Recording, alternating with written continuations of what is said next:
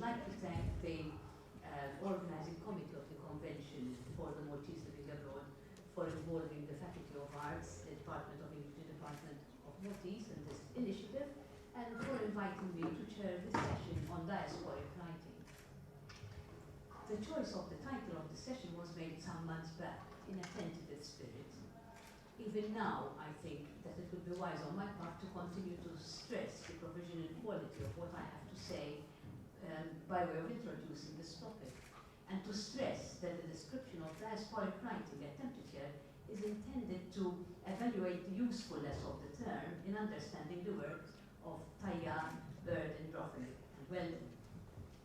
Creative writers, in my opinion, open new ground. Academics like myself follow in their wake using our critical tools to measure and describe what the writers themselves often grasp only intuitively, convey to their readers through literary forms that go far beyond the merely communicative level of language. Next June, the Edinburgh Companion to Modern Jewish Fiction will be published. It is divided in 4 sections: American Jewish, British Jewish, transatlantic, transnational and transethnic, and other Anglophone Jewish fiction. The description on the Edinburgh University Press Catalogue highlights the geographic breadth as well as the generational span from post-war to contemporary of the companion. Diaspora was Jewish before being anything else, and it is fitting that we should consider this publication to be the very materialization of the concept of diasporic writing.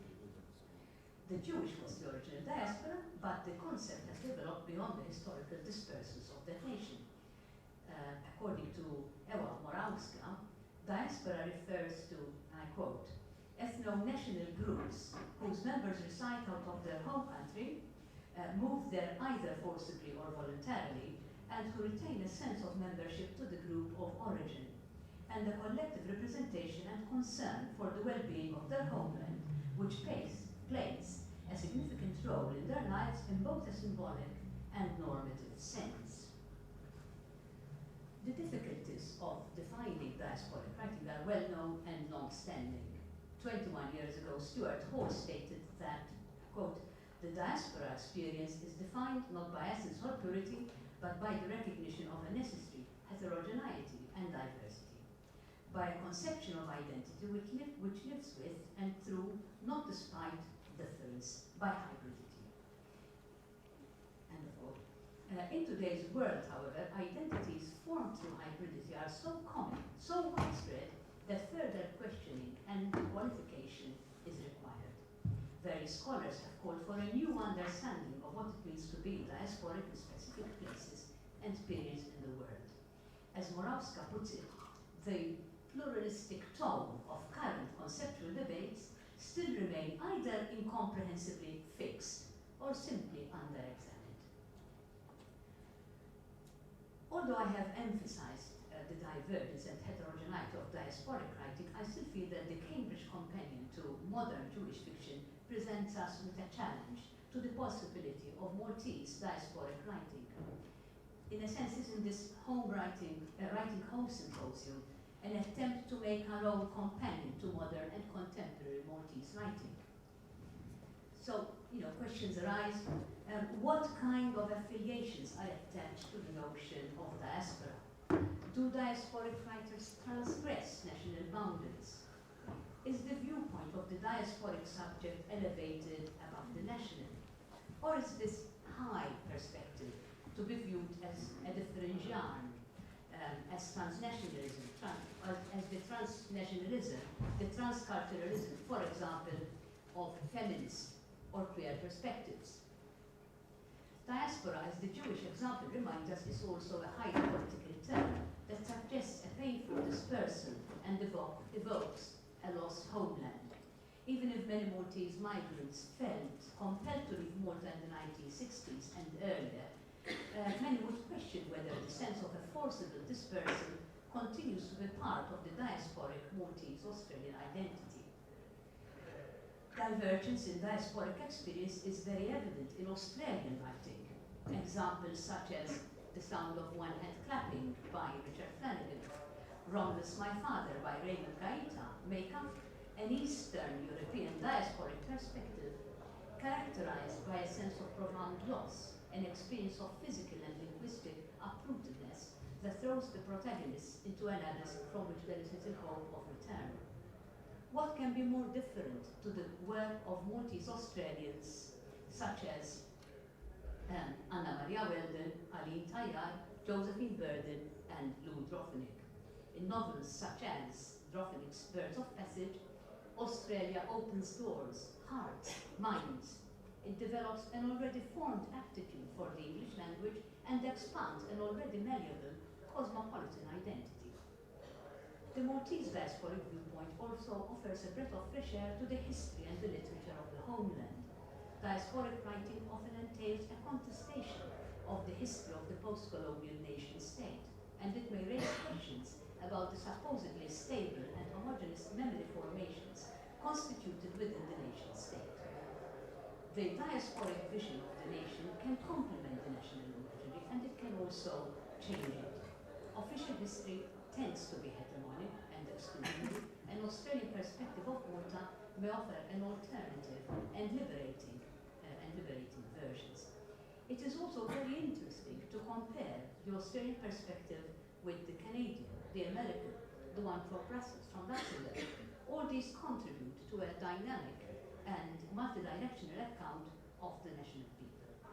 These perspectives can and should be seen as companion to modern and contemporary Maltese writing. But of more value than any paper companion are the writers themselves. They will always be in the need of conveying the experience of being Maltese abroad to their readers in their novels, and very lucky for us today, in person. So I will move on now to our guests. I've already introduced them, I hope, in the paper, but I will introduce them once again. This is Anna Maria Weldon, this is Lou Drofenik, Josephine Burden, Aline P. Tayyar. And just to start this discussion, I will ask a question, and then it is up to the writers to either answer or pass. In the case of Anna Maria Weldon, Anna Maria would rather give us a reading because she feels, in fact, that many of the answers we are seeking might actually be in her writing. So, shall we start with the questions? Okay, and then with the reading. Can I start with something? Yes, okay. I use the mic. Yes. Well, I never saw myself as a diasporic writer. I see myself as, can you hear me up the top? No. Okay. This is the first time I've seen myself as a diasporic writer. I write for the Australian public. So I see myself as an Australian multicultural writer. I see myself as part of the group of writers, of the multicultural writers of Australia. So I don't feel as if my writing is translocated. My writing is very much located in Australia. And I see myself, I don't see myself as an outsider from Malta. I see myself very much as an insider in Australia, looking out the window of Australia into my Maltese heritage. So that's where I stand. So I don't give myself the label of a diasporic writer. I don't see myself as a translocated person. I see myself very much rooted in the Australian literature group of people, in the Australian writers. You know what I mean? I am firmly and truly, my feet are in Australia. I have lived in Australia for 50 years, more than 50 years. So I am an Australian writer with a Maltese heritage. I speak Maltese very well. I can write Maltese very well. I know a lot about Malta. I come to Malta backwards and forwards. But to me, Malta is not, it's, how shall I say, Malta is not really anymore my country. You know, I am Maltese. I will never be anything else but Maltese.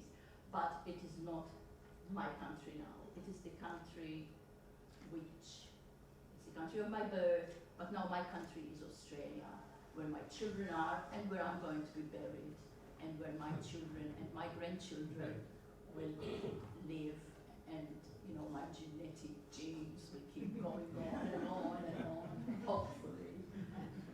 So there's my definition of myself. Josephine? Yes, I'll go on from there. I don't either.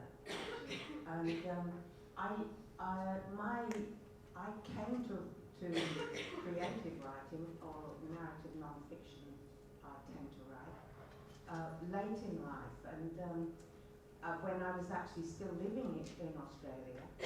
And when I migrated to Australia from Scotland, because I think migration is part of all of our stories. It's a continuing process.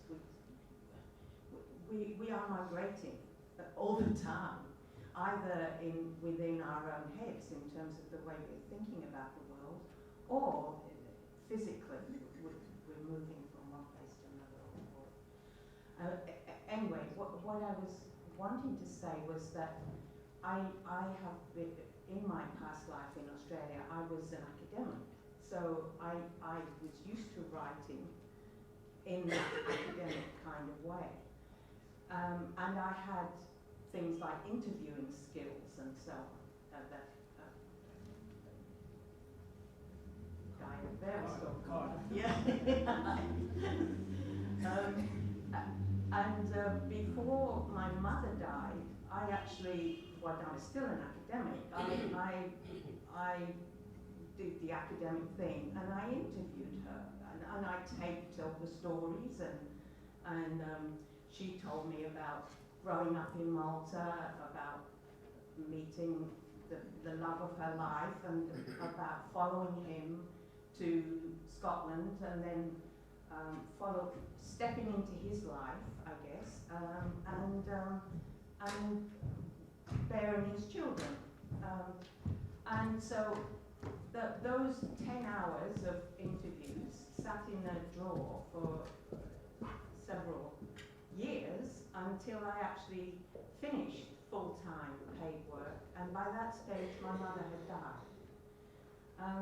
And at that point, I was still in the spirit of academic. All right, so now I have to transcribe all of these tapes. So I spent hours and hours and hours transcribing all of these tapes. And then I thought, well, I have to put this into some kind of shape to bring it together. And that was the point where I started hitting the brick walls in terms of continuing with that academic way of thinking about this. It was impossible to continue in that kind of way, because when I tried to do it and make this thread running through, my mother, who was so lively and vital and funny and contradictory in her life, just became totally boring. So I mean, I grappled with